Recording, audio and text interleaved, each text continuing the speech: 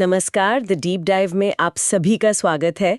तो आज हम एक ऐसे हुनर पर बात करने वाले हैं जिसे 2026 और उसके बाद के लिए सबसे ज़रूरी कौशल कहा जा रहा है, वेब डेवलपमेंट। हमारी ये पूरी चर्चा the digital architect future proofing careers through web development नाम के एक लेख पर आधारित है। तो आज का मिशन साफ है, हम ये समझने की कोशिश करेंगे कि क्या वेब डेवलपमेंट सच में एक करियर को, जिसे कहते हैं, भविष्य सुरक्षित बना सकता है। बिल्कुल, और ये समझना बहुत जरूरी है कि बात सिर्फ कोड की कुछ लाइनें लिखने की नहीं है। ये लेख एक बहुत ही दिलचस्प लाइन खींचता है टेक्नोलॉजी को सिर्फ इस्तेमाल करने वालों यानी उपभोक्ता में और उसे असल में बनाने वालों यानी निर्माता में। हम इसी फर्क को और एआई के दौर में इस हुनर की जगह को बारीकी से समझेंगे। तो चलिए सबसे बुनियादी सवाल से शुरू करते हैं जो लेख उठाता है, आखिर वेब डेवलपमेंट है ही क्यों? लेख तो ये कहता है कि टेक्नोलॉजी अब सिर्फ हमारी जिंदगी का कोई हिस्सा नहीं है। नहीं, बिल्कुल नहीं।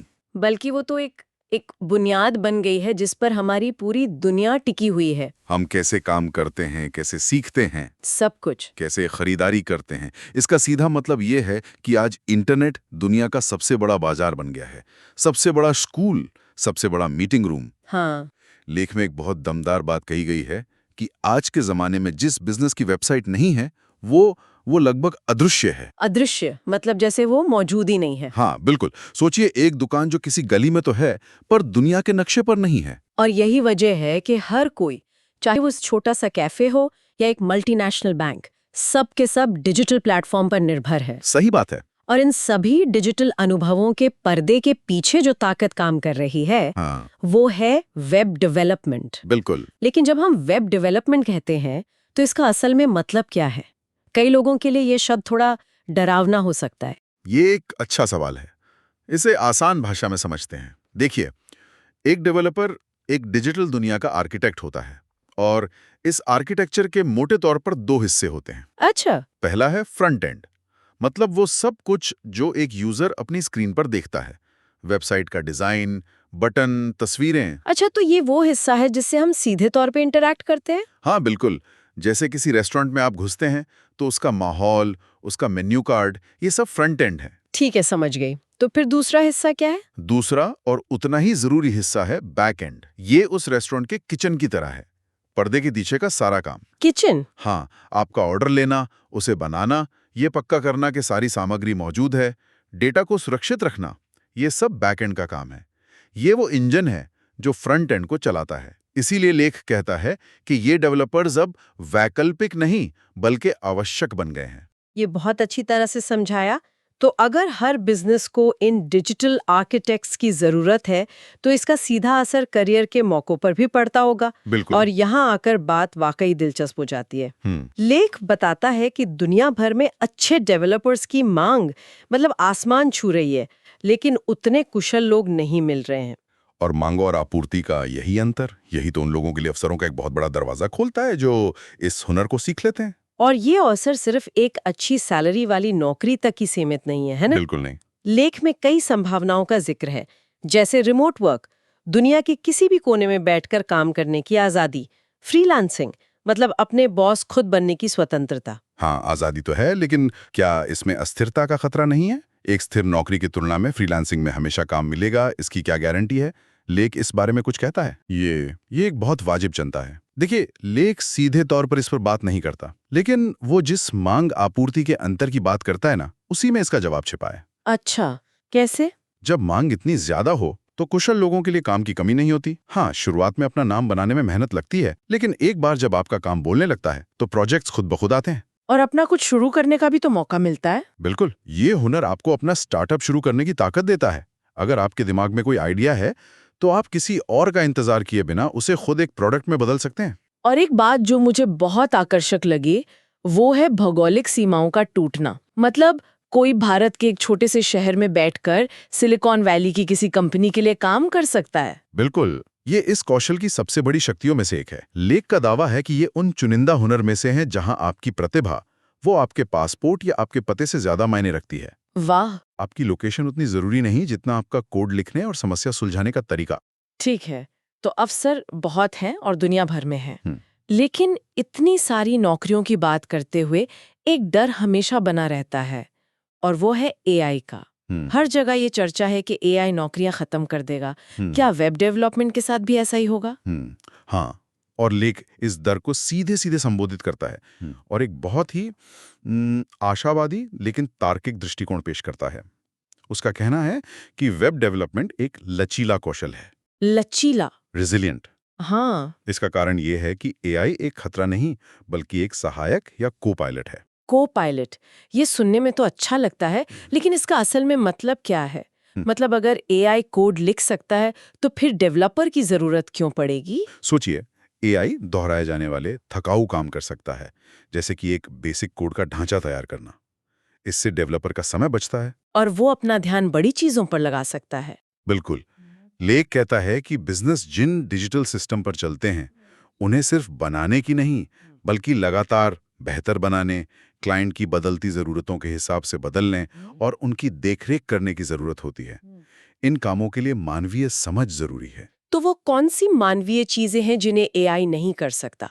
वो लाइन कहाँ है जहां मशीन रुक जाती है और इंसान की जरूरत शुरू होती है? यहाँ जो बात फैसिनेटिंग है वो यही है, लेख के अनुसार एआई रचनात्मकता को, समस्या समाधान की गहरी समझ को और मानवीय अंतर्दृष्टि को प्रतिस्थापित नहीं कर सकता। मतलब एक क्लाइंट से बात करके उसकी असली जरूरत को समझना, जो वो शायद शब्दों में कह भी नहीं पा रहा हो।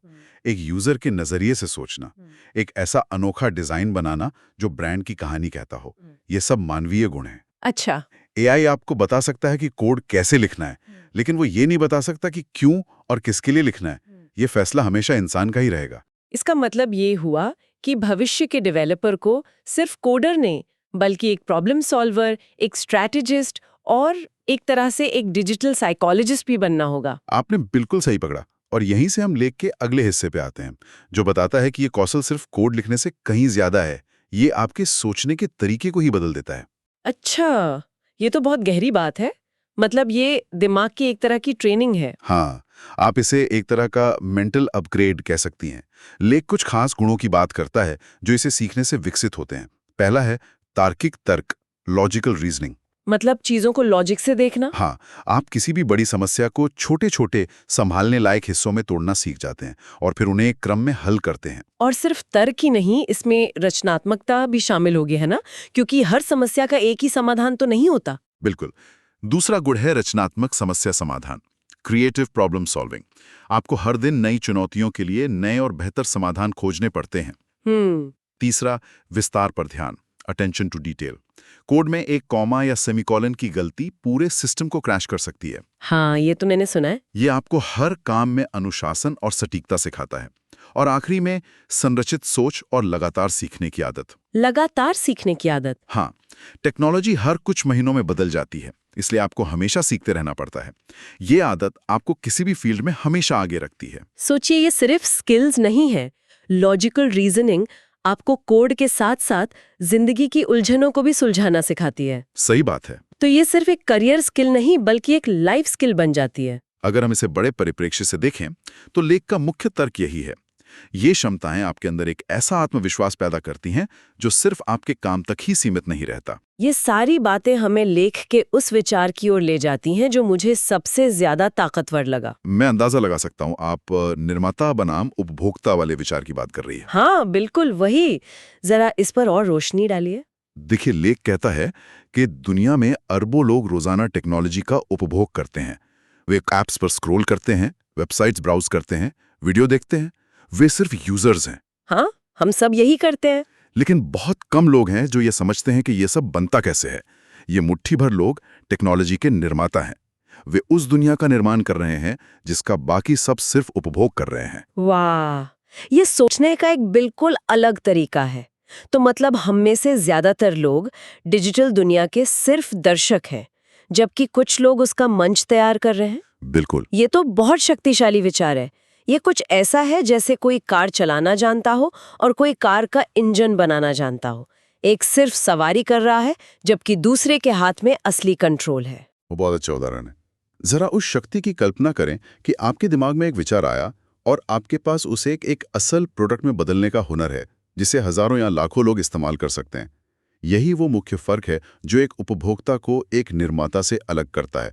और लेख का अंतिम तर्क इसी पर आधारित है कि 2026 और उसके बाद डिजिटल अर्थव्यवस्था का नेतृत्व वही लोग करेंगे जो सिर्फ टेक्नोलॉजी का इस्तेमाल करना नहीं बल्कि उसे बनाना जानते हैं। भविष्य निर्माताओं का है। हाँ।